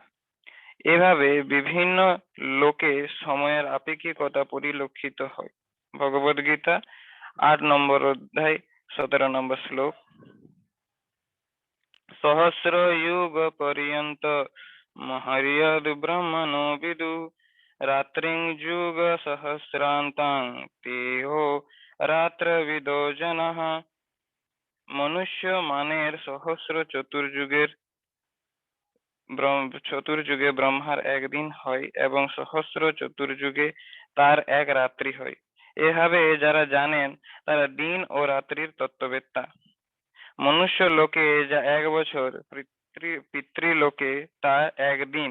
তাই পিতৃপুরুষদের উদ্দেশ্যে প্রতি বছরে 1 বার তর্পণ করা হলে তা পিতৃলোকে প্রতিদিন তর্পণ প্রাপ্ত হয়। এভাবেই আমাদের সমস্ত বৈদিক রীতিগুলি অত্যন্ত বিজ্ঞান ভিত্তিক। তো এখানে রিলেটিভিটির যে টাইম দেখতে পাচ্ছি, আমাদের বিভিন্ন প্ল্যানেটারি সিস্টেম রয়েছে। ক্রস ডিফারেন্ট প্ল্যানেটারি সিস্টেম, যত উপরের দিকে যাব টাইমের স্পিড কমতে থাকে, নিচের দিকে যাব টাইমের স্পিড বাড়তে থাকে। তো এটা হচ্ছে আইনস্টাইনের স্পেশাল থিওরি অফ রিলেটিভিটির one of the aspect, time dilation. তো সেটা আমরা দেখতে পাচ্ছি যে অলরেডি এর উল্লেখ রয়েছে। ওকে, নেক্সট কন্টিনিউ করো। পৃথিবীর মানচিত্র। পৃথিবীর মানচিত্র। মহাভারতের ভীষ্ম পর্বের বর্ণনা অনুসারে ভারত খণ্ড তথা সুদর্শন দ্বীপের মানচিত্রের বর্ণনা পাওয়া যায়। চন্দ্র থেকে দেখলে সুদর্শন দ্বীপ একটি খরগোশ ও অশ্বত্থ পাতার আকারে দেখা যায়। বিবর্তনবাদ অনুসারে মানব সভ্যতা মাত্র 40,000 বছর পুরনো, কিন্তু একটি ট্রায়াসিক যুগের জুতো 200 মিলিয়ন বছর পুরনো, এবং একটি স্বর্ণ সূত্র অলংকার যেটি প্রায় 320 মিলিয়ন বছর পুরনো। একটি ধাতু পাত্র যা 600 মিলিয়ন বছর পুরনো। এরকম কয়েকটি প্রাচীন বস্তু বহু পূর্বের মানব সভ্যতার প্রতি দিক নির্দেশ করে। 1923 সালে প্রফেসর হ্যান্স রেক বার্লিন বিশ্ববিদ্যালয় একটি মানব কঙ্কাল খুঁজে পান অলডুভাই গর্গি, তানজানিয়া অঞ্চলে, যেটি আধুনিক কার্বন ডেটিং অনুসারে 1.15 মিলিয়ন বছর পুরনো। ওকে, তো আমরা দেখতে পাচ্ছি যে পৃথিবীর ম্যাপ এবং যে ইভলিউশন থিওরি অনুযায়ী তাদের প্রেডিকশন হচ্ছে যে আগে অনুন্নত জীব ছিল, সেখান থেকে মডার্ন মানুষ আজ থেকে প্রায় 40,000 বছর আগে এসেছে। কিন্তু দেখা যাচ্ছে মডার্ন মানুষের তৈরি জিনিসপত্র পাওয়া যাচ্ছে 600 মিলিয়ন বছর আগে। তার মানে ক্লিয়ারলি এই হাইপোথিসিস সম্ভব নয়। কিন্তু আমাদের স্ক্রিপচার্স কি বলছে যে সত্য, ত্রেতা, দাপর, কলিযুগ হচ্ছে 4,32,000 বছর, দাপর যুগ 8,64,000 বছর, ত্রেতা যুগ 12,96,000 বছর। তো তার মানে মিলিয়ন্স অফ বছর আগেও সেখানে কিন্তু মানব সভ্যতা ছিল। তো এই যে এভিডেন্স যেটা পাওয়া যাচ্ছে সেটা কিন্তু আমাদের স্ক্রিপচারাল যে থিওরি সেটাকে সাপোর্ট করছে। পৃথিবীর বয়স যদি আমরা এইভাবে নির্ধারণ করি, এক চতুর্যুগ মানে কত, সত্য, তেতা, দাপর, কলি, চারটের কম্বিনেশন, 43,20,000 বছর।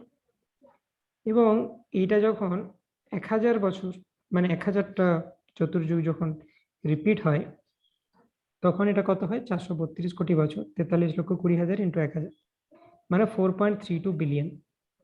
এবং আমরা এটা জানি যে ব্রহ্মাণ্ডের যে অ্যানিহিলেশন বা ধ্বংস, ব্রহ্মার প্রতিদিনের পর একবার করে পার্শিয়াল অ্যানিহিলেশন হয়, এবং যখন ব্রহ্মার কমপ্লিট আয়ু বিনষ্ট হয়ে যায় 100 বছর পর, তখন কমপ্লিট ডিজলিউশন হয়, যখন সমস্ত ব্রহ্মাণ্ড মহাবিষ্ণুর দেহে প্রবেশ করে। কিন্তু পার্শিয়াল ডিজলিউশন হয় ব্রহ্মার প্রত্যেক দিনের পরে, এবং ব্রহ্মার একদিন মানে হচ্ছে 432 কোটি বছর বা 4.32 বিলিয়ন বছর। আর কার্বন ডেটিং অনুসারে পৃথিবীর বয়স নির্ধারণ করা হচ্ছে 4.54 বিলিয়ন বছর। এখন আমাদের কোনো ইনস্ট্রুমেন্টই কারেক্ট নয়, বিলিয়নস অফ ইয়ার্স এর রেঞ্জে কখনো স্পেসিফিক্যালি বলা সম্ভব নয়। তো স্ক্রিপচার্সে বলা হচ্ছে সাইন্টিফিক অ্যানালিসিসের মাধ্যমে আমরা সিমিলার রেজাল্ট পৌঁছেছি। পায়ের ভ্যালু এটা আমরা আগে আলোচনা করেছিলাম সেমিনারের সময়তে, যে কিভাবে একটা শ্লোকের মাধ্যমে 31 দশমিক পর্যন্ত পায়ের ভ্যালু দেওয়া রয়েছে। গোপী ভাগ্য মধুব্রতা শৃঙ্গী শোধা দিশান্দিগা খালা জীবিতা খাতাব গলা হার আর সন্ধ্যা। তো এর মানে হচ্ছে এটা শ্রীকৃষ্ণের প্রতি একটা প্রেয়ার্স। হে কৃষ্ণ, গোপীদের সৌভাগ্যকর্তা মধুসূদন, গাভীদের রক্ষক, যিনি সমুদ্র অপেক্ষা গভীরতর, দুষ্টদের দমনকর্তা, এবং বলরাম, যিনি তার স্কন্ধে লাঙল বহন করেন এবং অমৃত ধারণ করেন, তিনি আমাদের রক্ষা করুন। কটপায়াদি সাংখ্য অনুসারে শ্লোকটি বিশ্লেষণ করলে আমরা 31 দশমিক স্থান পর্যন্ত পায়ের মান পেতে পাই। তো কটপায়াদি সাংখ্য এখানে বর্ণনা করা হচ্ছে কি, বিভিন্ন লেটারকে নাম্বারের সাথে ম্যাপ করা হয়েছে। ক খ গ ঘ ঙ ছ ছ বর্গীয় ঝ 1 2 3 4 5 6 7 8 9, সেরকম ট ঠ ড ঢ প ফ প ভ ম 5 পর্যন্ত, তো জ র ল ব তালব্য শ লিখবে। তো আমরা যদি পাইকে ডিকোড করি, অর্থাৎ এই শ্লোকটাকে যদি ডিকোড করি, গো, গ মানে হচ্ছে 3, ও মানে হচ্ছে decimal point, so 3 point, P, প মানে হচ্ছে 1। তো এইভাবে আমরা যদি পুরোটাকে ডিকোড করি, তাহলে দেখতে পাবো এইটার মাধ্যমে 31 ডেসিমেল প্লেস পর্যন্ত পায়ের ভ্যালু দেওয়া হয়েছে। এবং পায়ের যে রিসেন্ট ভ্যালু নির্ণয় করা, এটা একটা চ্যালেঞ্জিং টাস্ক ছিল, এবং বিভিন্ন অ্যাডভান্স মেথড দিয়ে এটা বের করা হয়েছে খুব রিসেন্টলি। কিন্তু অলরেডি আমরা দেখতে পাচ্ছি যে আমাদের ভেদিক সিভিলাইজেশন সেখানে 31 ডেসিমেল প্লেস পর্যন্ত তার একটা শ্লোকের মাধ্যমে এনকোড করে রেখে দিয়েছে। হয়তো তাদের কাছে আরো বেশি ডেসিমেল প্লেস পর্যন্ত ভ্যালু ছিল। তো পাই হচ্ছে খুব মডার্ন কনসেপ্ট, মডার্ন ম্যাথমেটিক্স। তো তার মানে যদি পাওয়া যাচ্ছে এই সমস্ত শাস্ত্রগ্রন্থের মাধ্যমে, যেটা হচ্ছে লক্ষ লক্ষ বছরের পুরনো, তাহলে কোয়েশ্চেন হচ্ছে যে জাভা মানব কিভাবে 31 দশমিক প্লেস পর্যন্ত পায়ের ভ্যালু বের করছে। কারণ মডার্ন যে ইভলিউশনিস্ট যারা, তারা তো এটাই বলে না যে আমরা আগে জাভা মানব ছিলাম, পিকিং মানব, নিয়ান্ডারথাল, ক্রো ম্যাগনান, সেখান থেকে ধীরে ধীরে হোমোসেপিয়েন্স হয়েছে। তাহলে এপ লাইক ম্যান তারা কিভাবে পায়ের ভ্যালু নির্ণয় করছে? অর্থাৎ যে লজিক প্রেজেন্ট করা হচ্ছে আর যা এভিডেন্স পাওয়া যাচ্ছে তার মধ্যে কোনো মিল নেই। এটা একমাত্র তখনই সম্ভব যেটা আমাদের স্ক্রিপ্টার্সে লেখা আছে, সেটার সপক্ষে কিন্তু সমস্ত প্রমাণ মিলে যাচ্ছে। তাই যে কোনো ধরনের যদি কেউ লজিক্যালি চিন্তা করে, তাহলে সবসময় স্ক্রিপচারাল ওয়ার্ল্ড ভিউটাকে অ্যাকসেপ্ট করতে হবে। এখানে ওয়ার্ল্ড ভিউর কোয়েশ্চেন হচ্ছে দুটো ওয়ার্ল্ড ভিউ, এথিস্টিক ওয়ার্ল্ড ভিউ আর থিস্টিক ওয়ার্ল্ড ভিউ। থিস্টিক ওয়ার্ল্ড ভিউ মানে হচ্ছে আস্তিক যে ওয়ার্ল্ড ভিউ, সেটা আমাদের স্ক্রিপচারের উপর বেসিস করে, আর এথিস্টিক ওয়ার্ল্ড ভিউ কিছু ইভলিউশনারি সায়েন্টিস্টদের উপর বেসিস করে। তো আমরা যদি লজিক্যাল অ্যানালিসিস করি দুটো, তাহলে আমরা দেখতে পাচ্ছি যে আমাদেরকে এটাকে অ্যাকসেপ্ট করতে হবে যে আস্তিক যে ওয়ার্ল্ড ভিউ স্ক্রিপচারের উপর বেস করে। ওকে, ভবিষ্যৎবাণী থেকে পড়ো প্রবীণ প্রভু।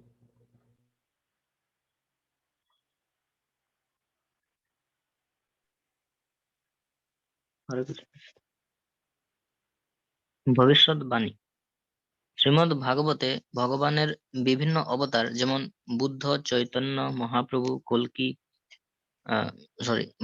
বুদ্ধ, চৈতন্য মহাপ্রভু, কল্কি এবং অন্যান্য ঐতিহাসিক ব্যক্তিত্বের যেমন চন্দ্রগুপ্ত মৌর্য, চাণক্য আবির্ভাবের ভবিষ্যৎবাণী বহু আগে থেকে আছে, যা সমস্ত সত্য প্রমাণিত হয়েছে। এছাড়া শ্রীমদ্ ভাগবতের দ্বাদশ স্কন্ধে বর্ণিত কলিযুগ সম্পর্কিত ভবিষ্যৎবাণীগুলিও আজ পরিলক্ষিত হচ্ছে। এরকম নিখুঁত ভবিষ্যৎবাণী একমাত্র ভগবান স্বয়ং করতে পারেন।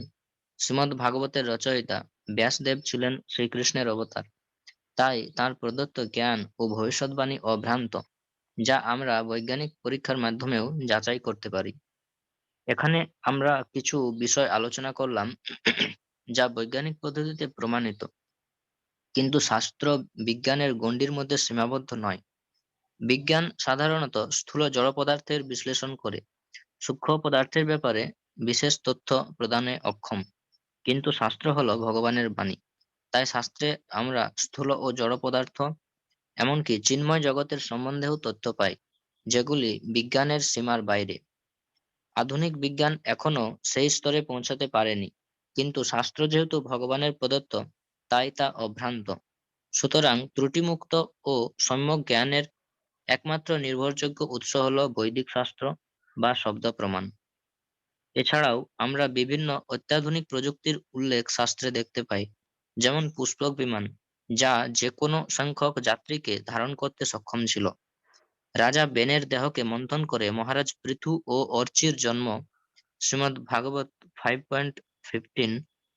গান্ধারীর খণ্ডিত গর্ভ থেকে শত কৌরবের জন্ম, বর্তমান পারমাণবিক অস্ত্রের চেয়েও শক্তিশালী অস্ত্র যেমন ব্রহ্মাস্ত্র, যা শুধুমাত্র শক্তিশালীই নয় বরং অত্যধিক সুনির্দিষ্টতার সাথে কাজ করতে সক্ষম।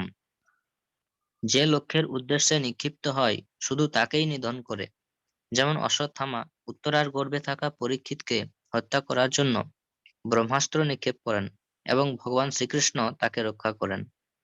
আমরা শাস্ত্রে লক্ষ্য করি অভিমন্যু তার মাতা উত্তরার গর্ভে থাকা অবস্থায় চক্রব্যূহ ভেদ করার শিক্ষা প্রাপ্ত হয়।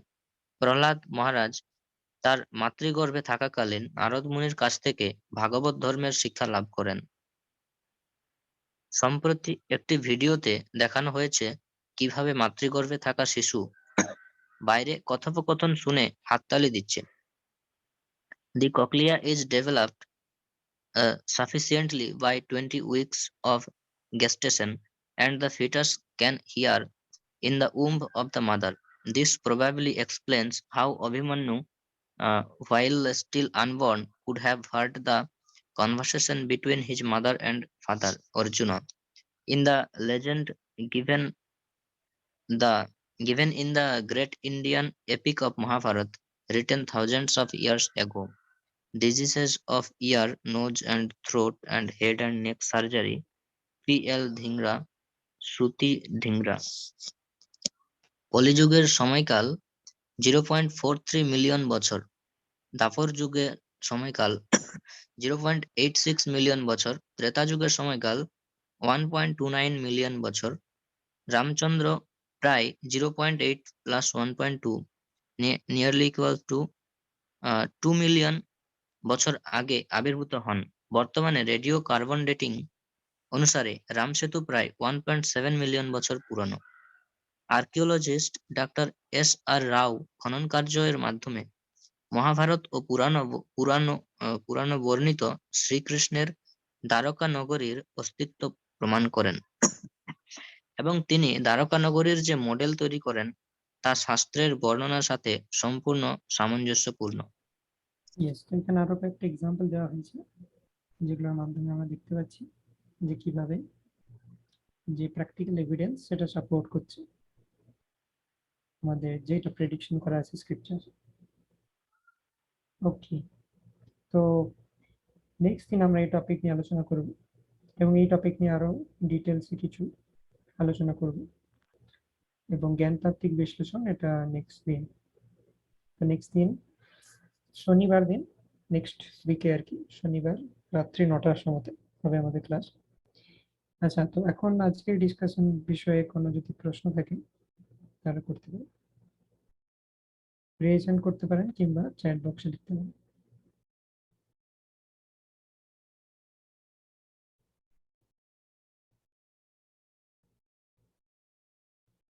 Yes, গোপাল পোদ্দার প্রভু।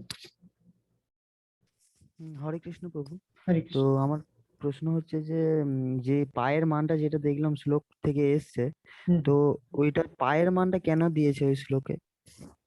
দেখো আমাদের যে এনসিয়েন্ট ইন্ডিয়াতে ম্যাথমেটিক্স খুব ডেভেলপ ছিল, কিন্তু বর্তমান সভ্যতার মতো ছিল না। মানে এখন যেরকম সো কল্ড অ্যাডভান্সমেন্ট হয়েছে, কিন্তু the civilization has become godless. পরমেশ্বর ভগবান সেন্টারে নেই।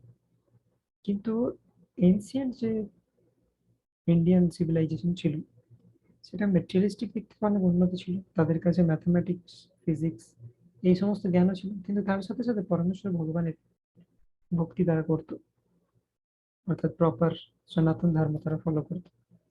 তো সেই জন্য আমরা দেখতে পাবো যে পাই একটা ইম্পর্টেন্ট নাম্বার। যেমন আজকে আমরা দেখতে পাচ্ছি যে সার্কেলের পেরিমিটার, সার্কেলের এরিয়া, যে কোনো ইঞ্জিনিয়ারিং করতে গেলে পাই লাগবে, ম্যাথামেটিক্সে পাই লাগবে। তো সেরকম পাই ইজ ইম্পর্টেন্ট নাম্বার, যেটা এনসিয়েন্ট ইন্ডিয়াতেও আমাদের যে ম্যাথমেটিশিয়ানস তাদের দরকার হয়েছিল।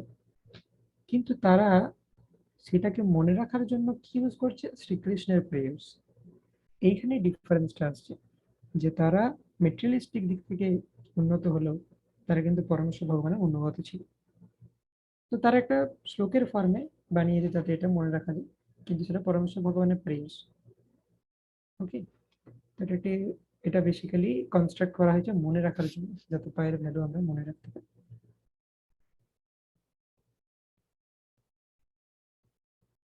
ওকে, সোমা মাতাজি। হরে কৃষ্ণ প্রভু। প্রভু, পায়ের ভ্যালুটা যদি একটু আরেকবার বুঝিয়ে বলেন তাহলে ভালো হয় খুব।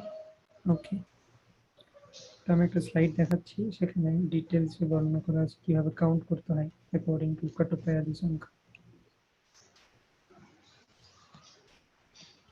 সেমিনারের সময়তেও আলোচনা করাচ্ছি আমরা।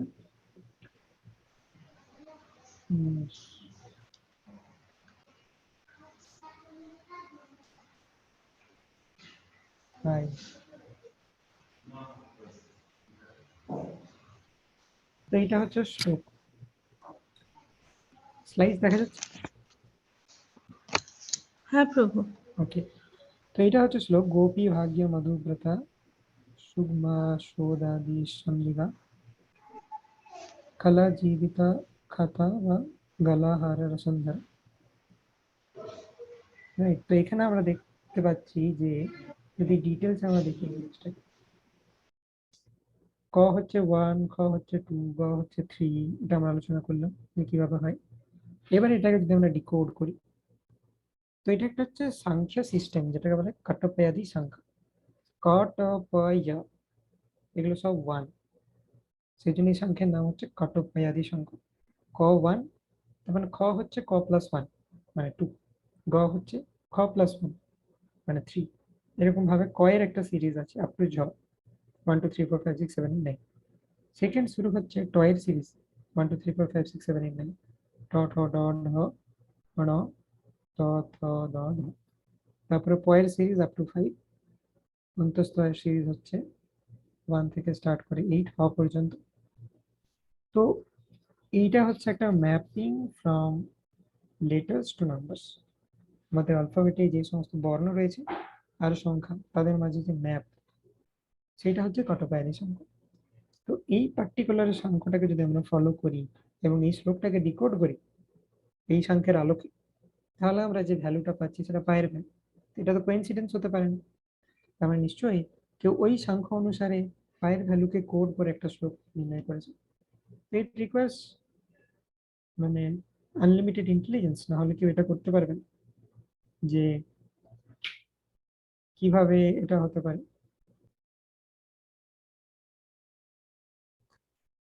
রাইট, তো একটা শ্লোকের মাধ্যমে যেটা শ্রীকৃষ্ণের প্রেয়ারকে ডিনোট করছে, তার মাধ্যমে এটাকে ডিকোড করাতেও এক্সট্রিম ইন্টেলিজেন্সের দরকার। তো এটাকে আমরা যদি ডিকোড করি, গ মানে হচ্ছে 3, ও মানে হচ্ছে পয়েন্ট, প মানে হচ্ছে 1, ভ মানে হচ্ছে 4, ইয়া মানে হচ্ছে 1। তো এইভাবে করলে আমরা 31 ডেসিমাল প্লেস পর্যন্ত পায়ের ভ্যালু পেয়ে যাই।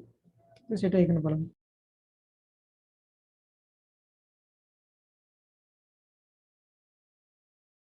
ওকে, প্রবীণ হরে কৃষ্ণ প্রভু।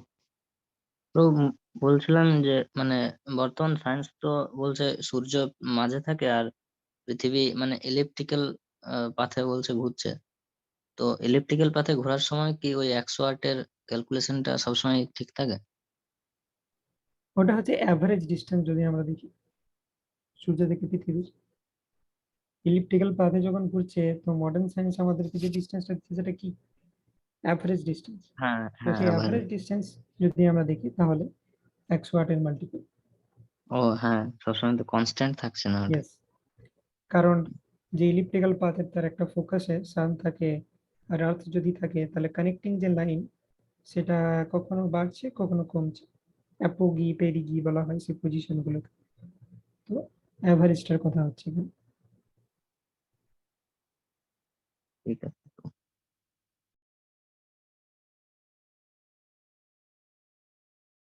ওকে, নো মোর কোয়েশ্চেন্স। তো আমরা এই টপিকটা আরো ডিটেলস আলোচনা করব এবং জ্ঞানতাত্ত্বিক বিশ্লেষণ স্টার্ট করব নেক্সট ক্লাসে। ওকে, থ্যাংক ইউ ভেরি মাচ সকলকে অ্যাটেন্ড করার জন্য। ওকে, গৌরব কাতলাকে প্রভু কোয়েশ্চেন রয়েছে, প্লিজ। হরে কৃষ্ণ প্রভু, দণ্ডবত হরে প্রণাম। কৃষ্ণ, ধন্যবাদ। প্রভু, আমার প্রশ্ন হচ্ছে সায়েন্টিস্টরা যেভাবে বিভিন্ন কার্বন ডেটিং পদ্ধতির মাধ্যমে মানে লক্ষ লক্ষ বছরের আমাদের সম্পর্কে বলে দিচ্ছে যে এই বস্তুটা এত পুরানো, তো যেহেতু সাইন্টিফিক জিনিসটাই হচ্ছে মানে সেটা অনুমান প্রমাণ, তো সেটা কত রিলায়েবল বা নির্ভরযোগ্য? তার রিলায়েবিলিটি অতটাই যতটা স্ক্রিপচারের সাথে ম্যাচ করছে। যেমন ধরো আলোর গতিবেগ নিয়ে অনেক এক্সপেরিমেন্ট হয়েছে এবং বিভিন্ন এক্সপেরিমেন্টে বিভিন্ন রেজাল্ট পেয়েছে। তো যতক্ষণ তাদের রেজাল্টগুলো স্ক্রিপচারের সাথে ম্যাচ করছেন, ততক্ষণ বুঝতে হবে যে তারা এখনো যে পারফেক্ট লেভেলে পৌঁছতে পারেনি। কিন্তু যখন দেখালো ম্যাচ করে গেল, তার মানে বুঝতে হবে এবারের এক্সপেরিমেন্ট পারফেক্ট ছিল। তো আপ টু যতটা এক্সটেন্ট স্ক্রিপচারের সাথে ম্যাচ করছে, ততটা এক্সটেন্ট ওটা কারেক্ট। আর যদি ম্যাচ না করেছে, তার মানে এখনো কিছু ভ্রান্তি আছে, পরবর্তীকালে রেক্টিফাইড হবে। তো সায়েন্টিস্টদের যে নলেজ, এটাকে বলা হচ্ছে ইন্ডাকটিভ নলেজ, মানে ক্রমশ রিলেটিভলি বেটার হচ্ছে। কিন্তু এর শেষ কখন? যখন শাস্ত্রের সাথে মিলে যাবে, তার থেকে আর বেটার কিছু হতে পারে। তার মানে কনক্লুশনে চলে এসেছে। তো কিছু কিছু ক্ষেত্রে শাস্ত্রের সাথে ম্যাচ করে গেছে, কিছু কিছু ক্ষেত্রে এখনো ডিফারেন্স আছে, সায়েন্স এক বলছে, শাস্ত্র আরেক বলছে। আরো যদি আমরা টাইম দিই, সেই লেভেলে উঠে আসবে। ওকে, থ্যাংক ইউ প্রভু।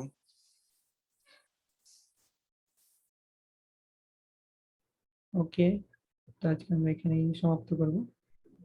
पंचाकल्पतरुभ्यश्च कृपासिन्धुभ्यः एव च पतितानां पावनेभ्यो वैष्णवेभ्यो नमो नमः। अनंत कोटि वैष्णव वृंद की जय, श्रील प्रभुपाद की जय। निताय गौर प्रेमानंदे, हरि हरि बोल।